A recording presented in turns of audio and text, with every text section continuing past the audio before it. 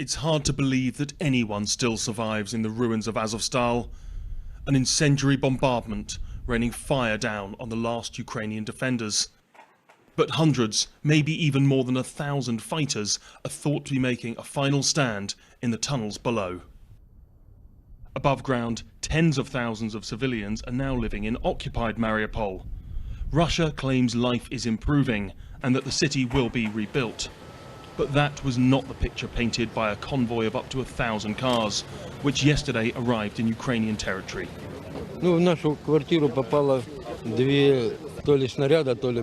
Our flat was destroyed by 2 impacts. These were either shells or bombs.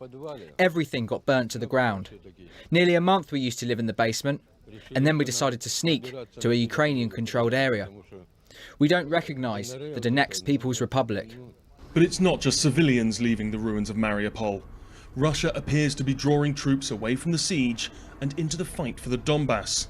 And you only need to look at their disastrous attempt to cross the Seversky Donets River to see why they might be needed.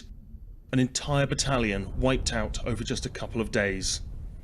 It's led British military intelligence to claim Russia has now lost 1/3 of the forces they used to launch this invasion.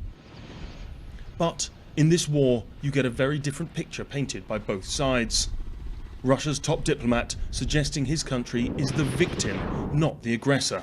We did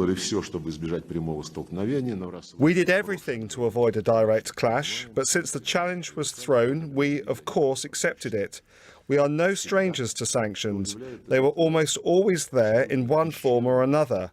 What is surprising is the absolutely cavernous Russophobic surge that has occurred in all so-called civilized countries. But that is not how this war's being seen across Europe. Finnish troops have been on exercise as their country prepares to formally request NATO membership.